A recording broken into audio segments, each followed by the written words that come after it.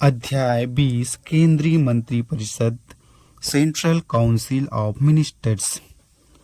भारत के संविधान में सरकार की संसदीय व्यवस्था ब्रिटिश मॉडल पर आधारित है। हमारी राजनैतिक और प्रशासनिक व्यवस्था की मुख्य कार्यकारी अधिकारी मंत्रिपरिषद होती है, जिसका नेतृत्व प्रधानमंत्री करता है। संविधान में संसदीय व्यवस्था के सिद्धांत विस्तार से नहीं लिए गए हैं, परंतु दो अनुच्छेदों 74 एवं 75 में इसके बारे में संक्षिप्त और सामान्य वर्णन है। अनुच्छेद 74 मंत्रिपरिषद से संबंधित है, जबकि अनुच्छेद 75 मंत्रियों की नियुक्ति, कार्यकाल, उत्तरदायित्व, अर्हताओं, शपथ एवं वेतन और भत्तों से संबंधित है। संवैधानिक प्रावधान अनुच्छेद 74 राष्ट्रपति को सहायता एवं परामर्श और सलाह देने के लिए मंत्रिपरिषद। पहला, राष्ट्रपति को सहायता और सलाह देने हेतु एक मंत्रिपरिषद होगी, जिसका प्रधान प्रधानमंत्री होगा। राष्ट्रपति मंत्रिपरिषद के परामर्श के अनुसार ही कार्य करेगा। तथापि यदि राष्ट्रपति चाहे तो वह एक बार मंत्रिपरिषद से पुनर्विचार के लिए कह सकता है, लेकिन मंत्रिपरिषद द्वारा दोबारा भेजने पर राष्ट्रपति उसकी सलाह एवं अनुसार कार्य करेगा। दूसरा, मंत्रियों द्वारा राष्ट्रपति को दी गई सलाह की जांच किसी न्यायालय द्वारा की जा सकती है। अनुच्छेद 75 मंत्रियों के बारे में अन्य उपबंध। पहला, प्रधानमंत्री की नियुक्ति राष्ट्रपति करेगा तथा अन्य मंत्रियों की नियुक्ति में राष्ट्रपति प्रधानमंत्री की सलाह पर करेगा। दूसरा, प्रधानमंत्री सहित मंत्रिपरिषद के सदस्यों की कुल संख्या लोकसभा की कुल संख्या के 15% से अधिक नहीं होगी। इस उपबंध का समावेश 91वें संविधान संशोधन विधेयक 2003 द्वारा किया गया है। तीसरा, संसद के किसी भी सदन का किसी भी राजनीतिक दल का सदस्य यदि दल बदल के आधार पर संसद की सदस्यता के अयोग्य घोषित कर दिया जाएगा, तो ऐसा सदस्य मंत्रिपरिषद के लिए भी अयोग्य होगा। चौथा, मंत्री राष्ट्रपति के प्रसाद पर्यंत पद धारण करेंगे। पांचवा, मंत्रिपरिषद लोकसभा के प्रति सामूहिक रूप से उत्तरदायी होगी। छठा, राष्ट्रपति मंत्रियों को पद एवं गोपनीयता की शपथ दिलाएगा। सातवां, कोई मंत्री जो निरंतर 6 माह की किसी अवधि तक संसद के किसी सदन का सदस्य नहीं है, उस अवधि की समाप्ति पर मंत्री नहीं रहेगा। आठवां, मंत्रियों के वेतन एवं भत्ते संविधान द्वारा निर्धारित किए जाएंगे। अनुच्छेद 77 भारत सरकार द्वारा कार्यवाहियों का संचालन। पहला, भारत सरकार की समस्त कार्यपालक कार्रवाइयां राष्ट्रपति के नाम से की जाएगी और उसी प्रकार अभिव्यक्त होगी। दूसरा, राष्ट्रपति के नाम से पारित आदेशों तथा अन्य दस्तावेजों को इस प्रकार अधिप्रमाणित किया जाएगा जैसा कि राष्ट्रपति द्वारा बनाए जाने वाले नियमों में निर्दिष्ट हो। इसके अतिरिक्त इस प्रकार अधिप्रमाणित किए गए किसी आदेश अथवा प्रपत्र की वैधता पर इस आधार पर कोई प्रश्न नहीं किया जाएगा कि उक्त आदेश अथवा प्रपत्र राष्ट्रपति द्वारा निर्मित अथवा निष्पादित है। तीसरा, राष्ट्रपति भारत सरकार की कार्रवाइयों को और सुगम बनाने के साथ ही मंत्रियों के बीच कार्यों का आवंटन करने के संबंध में नियम बनाएंगे। अनुच्छेद 78 प्रधानमंत्री के कर्तव्य। प्रधानमंत्री का यह कर्तव्य होगा, पहला, कि वह राष्ट्रपति को संघ के प्रशासन से संबंधित मामलों के बारे में मंत्रिपरिषद द्वारा लिए गए निर्णयों तथा विधायन के प्रस्तावों के बारे में सूचित करे। दूसरा, कि संघ के प्रशासन आदि के संबंधित मामलों तथा प्रस्तावित विधायनों के बारे में राष्ट्रपति द्वारा मांगी गई सूचनाएं प्रेषित करे। तीसरा, यदि राष्ट्रपति चाहे तो किसी ऐसे मामले पर जिसमें कि किसी मंत्री द्वारा निर्णय लिया जा चुका है लेकिन जिस पर मंत्रिपरिषद ने विचार नहीं किया है, उसे मंत्रिपरिषद के विचारार्थ भेज दे। अनुच्छेद 88 सदन में मंत्रियों के अधिकार।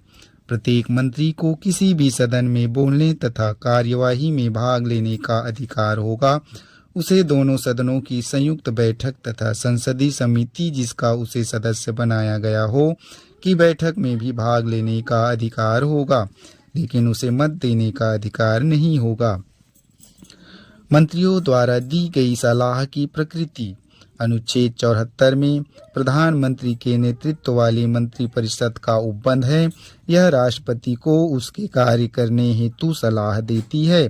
42वें एवं 44वें संविधान संशोधन अधिनियम द्वारा उसके परामर्श को राष्ट्रपति के लिए बाध्यकारी बना दिया गया है।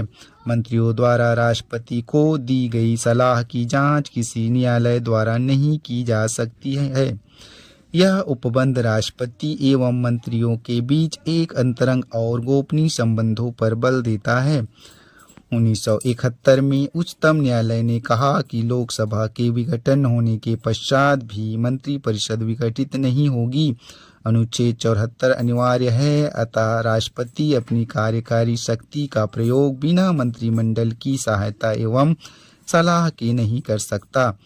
बिना सलाह एवं सहायता की कार्यकारी शक्ति द्वारा किया गया कोई भी कार्य असंवैधानिक होगा और यह अनुच्छेद 74 का उल्लंघन माना जाएगा।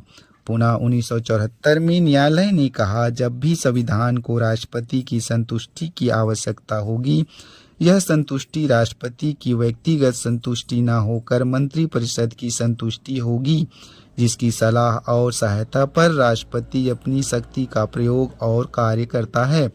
मंत्रियों की नियुक्ति। प्रधानमंत्री की नियुक्ति राष्ट्रपति करता है तथा प्रधानमंत्री की सलाह पर अन्य मंत्रियों की नियुक्ति करता है। इसका अर्थ है कि राष्ट्रपति केवल उन्हीं व्यक्तियों को मंत्री नियुक्त कर सकता है जिनकी सिफारिश प्रधानमंत्री करता है।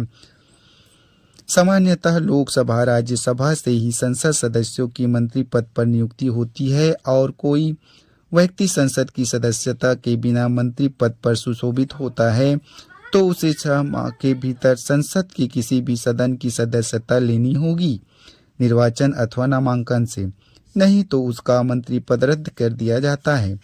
एक मंत्री को जो संसद के किसी एक सदन का सदस्य है, दूसरे सदन की कार्यवाही में भाग लेने और बोलने का अधिकार है, परंतु वह उसी सदन में मत दे सकता है जिसका वह सदस्य है। मंत्रियों द्वारा ली जाने वाली शपथ एवं उनका वेतन। मंत्री पद ग्रहण करने से पूर्व राष्ट्रपति उसे पद एवं गोपनीयता की शपथ दिलाता है। अपनी शपथ में वह कहता है, मैं पहला, भारत के संविधान में सच्ची श्रद्धा और निष्ठा रखूंगा। दूसरा, भारत की अखंडता और संप्रभुता को अक्षुण्ण रखूंगा। तीसरा, अपने कर्तव्यों का श्रद्धापूर्वक और शुद्ध अंतःकरण से निर्वहन करूंगा। चौथा, भय या पक्षपात, अनुराग या द्वेष के बिना सभी प्रकार के लोगों के प्रति संविधान और विधि के अनुसार न्याय करूंगा। अपनी गोपनीयता की शपथ में मंत्री शपथ लेते हैं कि जो विषय संघ के मंत्री के रूप में मेरे विचार के लिए लाया जाएगा अथवा मुझे ज्ञात होगा, उसे किसी व्यक्ति अथवा व्यक्तियों को तब तक के लिए सिवाय जबकि ऐसे मंत्री के रूप में अपने कर्तव्यों के सम्यक निर्वाह के लिए ऐसा करना अपेक्षित हो, मैं प्रत्यक्ष अथवा अप्रत्यक्ष रूप से संसूचित या प्रकट नहीं करूंगा।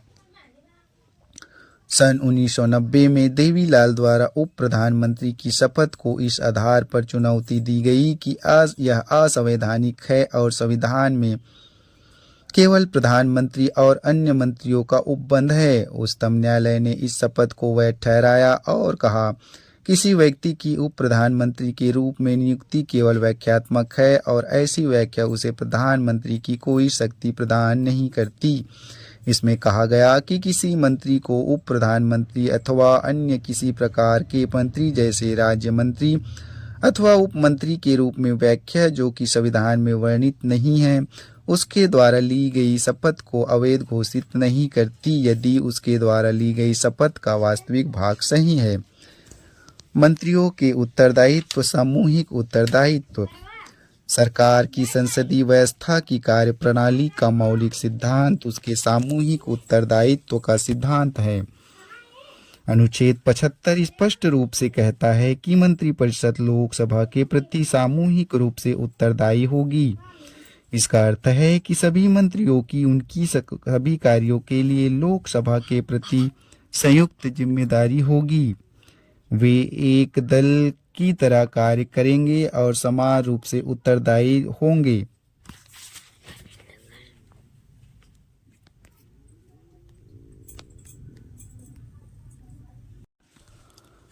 जब लोकसभा मंत्रिपरिषद के विरुद्ध एक अविश्वास प्रस्ताव पारित करती है तो सभी मंत्रियों को, जिसमें कि राज्यसभा के मंत्री भी शामिल हो, त्याग पत्र देना पड़ता है। इसके अतिरिक्त मंत्रिपरिषद राष्ट्रपति को इस आधार पर लोकसभा को विघटित करने की सलाह दे सकती है कि सदन जनमत का निष्ठापूर्वक प्रतिनिधित्व नहीं करता है और नए चुनाव की मांग करता है। राष्ट्रपति लोकसभा में विश्वास मत खोए हुए मंत्रिपरिषद की सलाह मानने हेतु बाध्य नहीं है।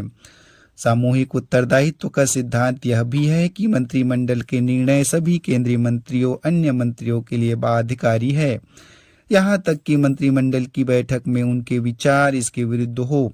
सभी मंत्रियों का यह कर्तव्य है कि वो मंत्रिमंडल के निर्णयों को माने तथा संसद के बाहर और भीतर उसका समर्थन करे। यदि कोई मंत्रिमंडल के किसी निर्णय से असहमत है और उसके लिए तैयार नहीं है तो उसे त्याग पत्र देना होगा।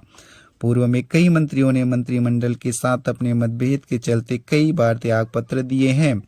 उदाहरण के लिए 1953 में डॉक्टर B.R. अम्बेडकर ने हिंदू कोड बिल पर अपने साथियों के साथ मतभेद के चलते त्याग पत्र दे दिया था। C.D. देशमुख ने राज्यों के पुनर्गठन की नीति पर मतभेद के कारण त्याग पत्र दे दिया था। आरिफ मोहम्मद ने मुस्लिम महिला तलाक से बचाव का अधिकार अधिनियम 1986 के विरोध में त्याग पत्र दे दिया था। व्यक्तिगत उत्तरदायित्व। अनुच्छेद 75 में व्यक्तिगत उत्तरदायित्व का सिद्धांत भी वर्णित है। यह कहता है कि मंत्री राष्ट्रपति के प्रसाद पर्यंत अपने पद पर बने रहेंगे, जिसका अर्थ है कि राष्ट्रपति किसी मंत्री को उस समय भी हटा सकता है जब मंत्रिपरिषद को लोकसभा में विश्वास मत प्राप्त है। हालांकि राष्ट्रपति किसी मंत्री को केवल प्रधानमंत्री की सलाह पर ही हटा सकता है। विचारों में मतभेद के कारण अथवा किसी मंत्री के कार्यों से संतुष्ट न होने के कारण प्रधानमंत्री उसे त्याग पत्र देने के लिए कह सकता है अथवा राष्ट्रपति को उसे बर्खास्त करने की सलाह दे सकता है। इस शक्ति के प्रयोग द्वारा प्रधानमंत्री सामूहिक उत्तरदायित्व के नियम की सिद्धि कर सकता है। इस संदर्भ में डॉक्टर B.R. अम्बेडकर ने पाया, सामूहिक उत्तरदायित्व केवल प्रधानमंत्री की सहायता से ही प्राप्त किया जा सकता है। इसलिए जब तक कि हम ऐसे कार्यालय को निर्मित न करें और उसके मंत्रियों को नामित और बर्खास्त करने की शक्तियां प्रदान न करें, सामूहिक उत्तरदायित्व नहीं हो सकता, कोई विधिक उत्तरदायित्व नहीं। ब्रिटेन में सार्वजनिक कार्य के लिए राजा का प्रत्येक आदेश मंत्री द्वारा हस्ताक्षरित होता है। यदि वह आदेश किसी कानून का उल्लंघन करता है तो उसका उत्तरदायित्व मंत्री पर होता है तथा वह न्यायालय के समक्ष प्रस्तुत किया जाता है। ब्रिटेन में यह मुहावरा विधिक रूप से मान्य है कि राजा कभी गलत नहीं हो सकता, अतः उस पर न्यायालय में मुकदमा नहीं चलाया जा सकता। दूसरी ओर भारत में संविधान में किसी भी मंत्री के लिए किसी भी प्रकार की विधिक जिम्मेदारी का कोई उपबंध नहीं है। यह आवश्यक नहीं है कि राष्ट्रपति द्वारा जनहित में जारी किसी आदेश पर कोई मंत्री हस्ताक्षर करे। यहाँ तक कि मंत्री द्वारा राष्ट्रपति को दी गई किसी सलाह की जांच भी न्यायालय के क्षेत्र से बाहर है। मंत्रिपरिषद की संरचना। मंत्रिपरिषद में मंत्रियों की 3 श्रेणियां होती हैं: कैबिनेट मंत्री, राज्य मंत्री व उप मंत्री। उनके बीच का अंतर उनका पदक्रम, वेतन तथा राजनीतिक महत्व। इन सभी मंत्रियों का प्रमुख प्रधानमंत्री है जो सरकार का उच्चतम कार्यकारी है। कैबिनेट मंत्रियों के पास केंद्र सरकार के महत्वपूर्ण मंत्रालय जैसे गृह, रक्षा, वित्त, विदेश व अन्य मंत्रालय होते हैं। वे कैबिनेट के सदस्य होते हैं और इसकी बैठकों में भाग लेते हैं तथा नीति निर्धारण में महत्वपूर्ण भूमिका निभाते हैं। अतः इनके उत्तरदायित्व की परिधि संपूर्ण केंद्र सरकार पर है। राज्य मंत्रियों को मंत्रालय विभागों का स्वतंत्र प्रभार दिया जा सकता है तथा उन्हीं कैबिनेट मंत्री के साथ सहयोगी बनाया जा सकता है। सहयोग के मामलों में उन्हें कैबिनेट मंत्री के मंत्रालय के विभागों का प्रभार दिया जा सकता है अथवा मंत्रालय से संबंधित कोई विशेष कार्य सौंपा जा सकता है। दोनों ही मामलों में वे कैबिनेट मंत्री की देखरेख, सलाह और उसकी जिम्मेदारी पर कार्य करते हैं। स्वतंत्र प्रभार के मामले में वे अपने मंत्रालय का कार्य कैबिनेट मंत्री की तरह ही पूरी शक्ति व स्वतंत्रता से करते हैं। हालांकि वे कैबिनेट के सदस्य नहीं होते हैं तथा उनकी बैठकों में भाग नहीं लेते। वे तब तक बैठक में भाग नहीं लेते जब तक उन्हें उनके मंत्रालय से संबंधित किसी कार्य हेतु विशेष रूप से आमंत्रित नहीं किया जाए। इस क्रम में अगला क्रम उप मंत्रियों का है। उन्हें मंत्रालयों का स्वतंत्र प्रभार नहीं दिया जाता है। उन्हें कैबिनेट अथवा राज्य मंत्रियों को उनके प्रशासनिक, राजनीतिक और संसदीय कार्यों में सहायता के लिए नियुक्त किया जाता है। वे कैबिनेट के सदस्य नहीं होते तथा कैबिनेट की बैठक में भाग नहीं लेते हैं। यहाँ यह उल्लेख करना आवश्यक है कि मंत्रियों की एक और श्रेणी भी है जिन्हें संसदीय सचिव कहा जाता है। वे मंत्री परिषद की अंतिम श्रेणी में आते हैं जिसे मंत्रालय भी कहा जाता है। उनके पास कोई विभाग नहीं होता। वे वरिष्ठ मंत्रियों के साथ उनके संसदीय कार्यों में सहायता के लिए नियुक्त होते हैं। हालांकि 1967 से राजीव गांधी की सरकार के प्रथम विस्तार को छोड़कर कोई भी संसदीय सचिव नियुक्त नहीं किया गया। कई बार मंत्रिपरिषद में उप प्रधानमंत्री को भी शामिल किया जा सकता है। उप प्रधानमंत्री मुख्यतः राजनीतिक कारणों से नियुक्त किया जाता है। मंत्रिपरिषद बनाम मंत्रिमंडल। मंत्रिपरिषद तथा मंत्रिमंडल ये दोनों शब्द अक्सर एक दूसरे के लिए प्रयोग किए जाते हैं, परंतु इनमें एक निश्चित अंतर है। ये एक दूसरे से अपनी संरचना, कार्यों व भूमिकाओं के कारण भिन्न हैं। ये अंतर तालिका 20.1 में दिए गए हैं। मंत्रिमंडल की भूमिका। पहला, यह हमारी राजनीतिक प्रशासनिक व्यवस्था में उच्चतम निर्णय देने वाली संस्था है। दूसरा, यह केंद्र सरकार की मुख्य नीति निर्धारक अंग है। तीसरा, यह केंद्र सरकार की उच्च कार्यकारिणी है। चौथा, यह केंद्रीय प्रशासन की मुख्य समन्वयक है। पांचवा, यह राष्ट्रपति की सलाहकारी संस्था है तथा इसका परामर्श उस पर बाध्यकारी है। छठा, यह मुख्य आपदा प्रबंधक है और सभी आपातकालीन स्थितियों से निपटती है। सातवां, यह सभी बड़े विधायी और वित्तीय मामलों से निपटती है। आठवां, यह उच्चतम स्तर पर जैसे संवैधानिक अधिकारियों और वरिष्ठ सचिवालय प्रशासकों की नियुक्ति को नियंत्रित करती है। नौवां, यह विदेश नीतियों और विदेश मामलों को देखती है। भूमिका का वर्णन। आंतरिक कैबिनेट किचन। यह कैबिनेट 15 या 20 महत्वपूर्ण मंत्रियों को मिलाकर बनती है जिसका प्रमुख प्रधानमंत्री होता है। यह औपचारिक रूप से निर्णय लेने वाली उच्चतम संस्था होती है। आंतरिक कैबिनेट या किचन कैबिनेट कहलाने वाला यह छोटा निकाय सत्ता का प्रमुख केंद्र बन गया है। यह अनौपचारिक निकाय में प्रधानमंत्री अपने 2 से 4 प्रभावशाली पूर्ण विश्वासी सहयोगी रखता है जिनसे वह हर समस्या की चर्चा करता है। यह प्रधानमंत्री को महत्वपूर्ण राजनीतिक तथा प्रशासनिक मुद्दों पर सलाह देती है और महत्वपूर्ण निर्णय लेने में सहायता करती है। इनमें न केवल कैबिनेट मंत्री शामिल होते हैं अपितु इनके बाहर के भी जैसे प्रधानमंत्री के मित्र व पारिवारिक सदस्य भी शामिल होते हैं। भारत में प्रत्येक प्रधानमंत्री की एक आंतरिक कैबिनेट होती है, एक घेरे के अंदर घेरा। इंदिरा गांधी के जमाने में आंतरिक कैबिनेट अति शक्तिशाली थी जिसे किचन कैबिनेट भी कहा जाने लगा। प्रधानमंत्री ने आंतरिक कैबिनेट संविधानेतर का आश्रय निम्न कारणों से लिया। पहला, यह एक छोटा अंग है और निर्णय लेने के मामले में कैबिनेट के विशाल आकार से अधिक प्रभावशाली है। दूसरा, इसकी बैठकें होती रहती है और यह सरकार के कार्यों को बड़ी कैबिनेट की अपेक्षा अधिक तत्परता से निपटती है। तीसरा, यह प्रधानमंत्री को महत्वपूर्ण राजनीतिक मामलों के मुद्दों पर निर्णय लेने में गोपनीयता बरतने में सहायता करती है। हालांकि इसके कई दोष भी हैं, जैसे पहला, यह एक उच्चतम निर्णय करने वाले अंग के रूप में कैबिनेट के महत्ता व अधिकारों को कम करती है। दूसरा, बाहरी व्यक्तियों का इसमें प्रवेश और सरकार के कार्यों में उनकी प्रभावशाली भूमिका कानूनी प्रक्रिया को उलझा देती है। मंत्रिपरिषद और मंत्रिमंडल में अंतर। मंत्रिपरिषद यह एक बड़ा निकाय है जिसमें 60 से 70 मंत्री होते हैं। दूसरा, इसमें मंत्रियों की तीनों श्रेणियों कैबिनेट मंत्री, राज्य मंत्री व उप मंत्री होती है। तीसरा, यह सरकारी कार्यों हेतु एक साथ बैठक नहीं करती है, इसका कोई सामूहिक कार्य नहीं है। चौथा, इसे सबकी शक्तियां प्राप्त है परंतु कागजों में। 5वां, इसके कार्यों का निर्धारण मंत्रिमंडल करती है। 6वां, यह मंत्रिमंडल के निर्णयों को लागू करती है। 7वां, यह एक संवैधानिक निकाय है। इसका विस्तृत वर्णन संविधान के अनुच्छेद 74 तथा 75 में किया गया है। इसका आकार और वर्गीकरण संविधान में वर्णित नहीं है। इनके आकार का निर्धारण प्रधानमंत्री समय और स्थिति को देखकर करता है। यह ब्रिटेन में विकसित संसदीय व्यवस्था के आधार पर त्रिस्तरीय निकाय के रूप में वर्गीकृत है। हालांकि इसे विधायी मंजूरी प्राप्त है, अतः वेतन एवं भत्ते अधिनियम 1952 में मंत्री को मंत्रिपरिषद का सदस्य बताया गया है, चाहे उसे जिस नाम से पुकारा जाए। इसमें उपमंत्री भी शामिल है। 8वां, यह सामूहिक रूप से लोकसभा के प्रति उत्तरदायी है। मंत्रिमंडल।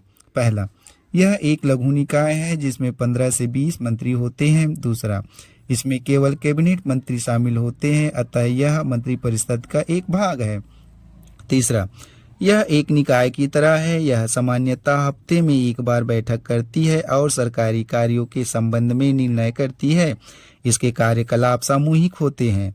चौथा, ये वास्तविक रूप से मंत्रिपरिषद की शक्तियों का प्रयोग करती है और उसके लिए कार्य करती है। 5वां, यह मंत्रिपरिषद को राजनैतिक निर्णय लेकर निर्देश देती है तथा ये निर्देश सभी मंत्रियों पर बाध्यकारी होते हैं।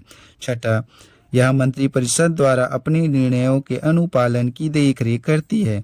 7वां, इसे संविधान के अनुच्छेद 352 में 1978 के 44वें संविधान संशोधन अधिनियम द्वारा शामिल किया गया, अतः यह संविधान के मूल स्वरूप में शामिल नहीं थी। अनुच्छेद 352 में इनकी व्याख्या यह है कि प्रधानमंत्री व अन्य कैबिनेट मंत्रियों की परिषदें उन्हें अनुच्छेद 75 के अंतर्गत नियुक्त किया गया। इसके कार्यों व शक्तियों का विवरण नहीं दिया गया। दूसरे शब्दों में, हमारी राजनीतिक प्रशासनिक व्यवस्था ब्रिटेन की संसदीय परंपराओं पर आधारित है। 8वां, यह मंत्रिपरिषद की लोकसभा के प्रति सामूहिक जिम्मेदारी को लागू करती है।